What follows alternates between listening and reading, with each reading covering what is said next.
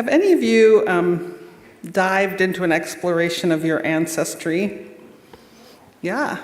Or maybe you've had your DNA tested in order to understand more about where you come from? Oh, well, some of this work has been done by my parents' generation. I'm kind of imagining that when my retirement comes, I'm going to spend some time searching more deeply into my ancestral roots. I actually did get some DNA results recently that were both fascinating and surprising in that they belied the story my family has been telling for decades, maybe generations. So I feel the need to explore what that means about who I am. Now, fortunately, many people have delved into and recorded the ancestry of modern-day Unitarian Universalism. Consequently, not unlike a well-embellished family tree, one can follow all kinds of routes and paths down to back in time to discover both common roots and key turning points. And one of those key turning points happened in the early 1600s, 900 years ago. Those are some deep roots, and they hold important truths about who we are. I mean, what the heck was happening then? Well, in the decades previous, a group of Puritans within the powerful Church of England began to express separationist views, feeling that the church had become too corrupt for any hope of reform. They believed that centralized power could not serve the welfare of people. Sound familiar? Well, these folks are our ancestors. These are the people who eventually fled England and who settled Massachusetts beginning in 1620. And a critical piece of this story, though not my topic for today, is that this land was not terra nullius. These people were displacing the Wampanoag, Pequot, Narragansett, and Mohegan tribes that lived in that area. But because they believed they had a superior style of living and religion, they gave little thought to accommodating those first peoples. And we should not tell our history without acknowledging this. Now, generally, the colonists who settled a particular town had come basically from the same place in England and knew one another. But by contrast, the settlers of a town called Dedham came from different places and were unacquainted. They needed to build some common understandings. Reverend Rene Rakowski tells the story of Dedham this way. Well, the people got there, the first thing they did was to divide the land and decide whose cows were going to go where and that sort of thing. And because in those days the church and the town were really all one thing, they asked, how are we going to be together as a church community? And what they did was to schedule meetings every week for a year to discuss how they were going to be together. And each week the host would begin and speak only to the agreed upon question for the evening. And then everyone would take turns speaking. And if they wanted to share any objections or doubts concerning what someone else had said, they were to do so humbly and with a teachable heart, not with a mind of quibbling or contradicting. In other words, they weren't supposed to speak their own they were supposed to speak their own understandings or doubts, but not to argue or nitpick. Now, it's probably important to note that they didn't talk about dogma or creed. They talked about how they were going to be in community together. In that process, they decided that their highest value together was love. And you might be familiar with the covenant they created in 1637. It began with, "Love is the doctrine of this church, and service is its law." So we can directly trace our covenantal faith to the people of Dedham. At the same time, they were, of course, also planting many seeds for the emerging democracy. Now, the path from Dedham to Unitarian Universalism is long and winding, but still, because of them, what do you believe is the wrong question.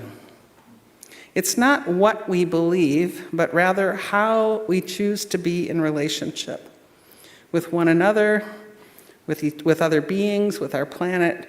We are about values and relationships, not about beliefs.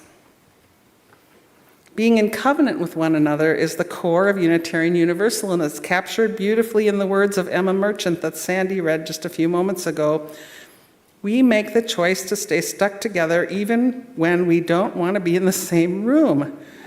But we always come back to the table because we choose to be together. Through thick and through thin, we have chosen love. We make the choice to listen to each other, we make the choice to pick each other up, and we make the choice to love one another.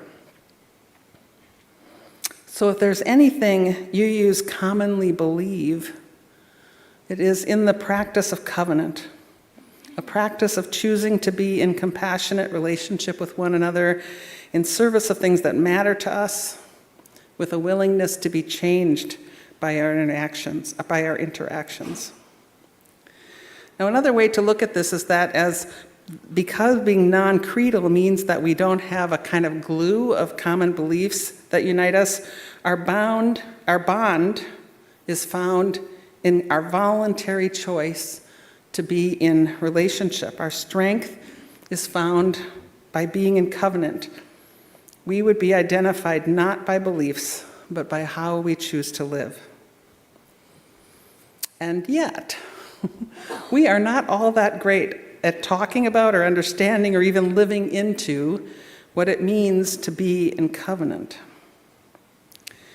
And so this morning, I'm concerned with what it means to live in covenant. I invite you to walk into covenant with me as if you were walking into a beautiful garden, a place where together we begin to understand the lived, modern day, right here and now practice of covenant. A place where, especially in times of distress or conflict or transition, we can lean into one another. Of course, it's your choice. Entering the garden is optional. But it's a beautiful place. Being together in this garden, we learn to better trust one another because we have shared expectations around the behaviors we want to cultivate in ourselves and in each other. And in this garden, we have space to breathe. The more we practice covenant, the closer we come to MLK's vision of a community based in love and justice and equity, where hate and fear are overcome by understanding and compassion. It is our covenant, and maybe more so our vision of the possibility it holds, that calls us back to the table again and again. But first we have to understand what covenant is. A covenant is an expression, in the words of Margaret O'Neill, of the promises and commitments we make to be true to ourselves and to others, to live into our highest ideals, to create communities in which our children may thrive and our elders may share the gift of their wisdom, communities from which we may go forth to create a more just and compassionate world. I know that's grand, perhaps too grand to grasp, but it's true. Covenant is a prophetic way to reimagine and re-engage what it is that actually holds us together. We're called into covenant. It's an impulse, a felt response. We might not ever be able to agree on the shape or the existence of whatever it is that calls us. But still, covenant is a sacred impulse toward all our dreams of that beloved community of justice and compassion. Now, covenant is both a noun and a verb. As a noun, it's a stated commitment or even a framed document. We use the words covenant liberally to describe our overarching statements about who we are, to describe our promises about how we wish to relate with one another, even to capture how we want to behave in committee meetings. We use the word a lot. It's like a persistent perennial that just keeps popping up all over this garden. Now, in this congregation's history, at least its recent history, what may be most familiar is this congregational covenant we spoke this morning, words that carry forward the spirit of the Dedham Church. We recite a slight adaptation of the covenant written by James Villa Blake in 1894, while he was minister to Third Unitarian Church in Evanston, Illinois.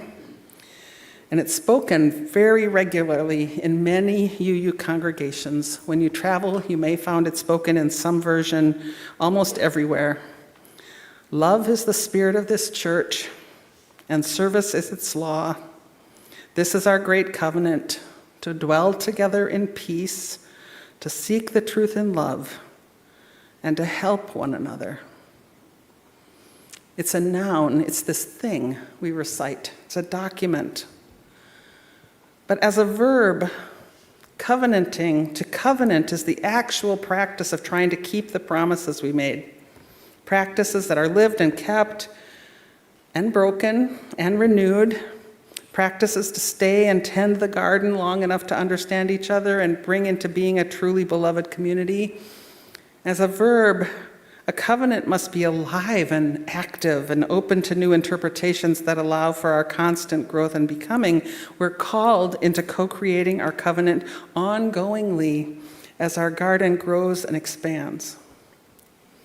I love how Reverend Victoria Safford put it, in a tradition, and I would add in a society, in a tradition so deeply steeped in individualism, covenant becomes a spiritual practice to ask, to what larger love, to what people, principles, values, and dreams shall we be committed? Covenant calls us to live in the plural. And here's the thing about UUs. We have both an incredibly strong desire for personal autonomy. We are individual, self-actualizing plants. And we have an irrepressible hope to live together in peace in an interdependent garden of beauty. These two commitments compete with, or really better yet, they counterbalance each other. They support one another. We are very intent on claiming our freedom to believe as we must. We love being heretical people who can choose. That's foundational to who we are. And yet covenant is the other half of that foundation. Along with individual freedom of choice, we freely covenant with one another. And neither of these commitments is sufficient on its own. Free thought is empty without interfacing with the differences engendered around us by that freedom for others. And free association without acceptance of individuality does not allow for freedom of thought. So our garden's beauty depends on all of our individual expressions. And by creating shared expectations around the behaviors we want to cultivate, we come closer and closer to creating the beloved community. We grow to trust one another. We feel greater compassion for ourselves and each other. The container of covenant makes this possible. It's like what happens in the garden. Well, it doesn't stay there. It influences how we want to be in the garden, and it teaches us to be better gardeners of healthy relationship everywhere. I hope you're beginning to make the connection between covenant and compassion. A covenant is something that can, if practiced faithfully, bring us out of separateness and into deeper, committed connection, which is the place where compassion lives. We create belonging, and we belong to one another, and we experience compassion for one another through this practice of covenant. There is a warning here, though. There always is. Being in covenant does not mean that we will always feel the love. The garden is not always beautiful. We break our promises all the time. And being in covenant means that we hang in there and try to reconcile our differences and correct our mistakes and keep trying. So that's another practice of covenant, to be willing to be vulnerable and imperfect, and to get close enough to know and be known by those who walk in the garden with us. The Garden of Covenant is a place where we will be changed, really inspired by our experiences together. Changed, not because change is demanded of us, but because we, as free individuals, enter freely with a desire to become better humans each day, each week, each month, each year. And we share this desire within community, with a commitment to live in the plural. I close with the words of my friend Jill Cowie, who said, "The only freedom adequate to human dignity is the freedom to do what love asks of us. And the greatest blessings of life come to us and through us to the world when, with intimate and freely bonded companions, we try together to live with the integrity of faithful love." May we walk together in this growing and evolving garden of covenant, tending our values and our relationships with an insistent compassion. It's in our DNA. May it ever be so.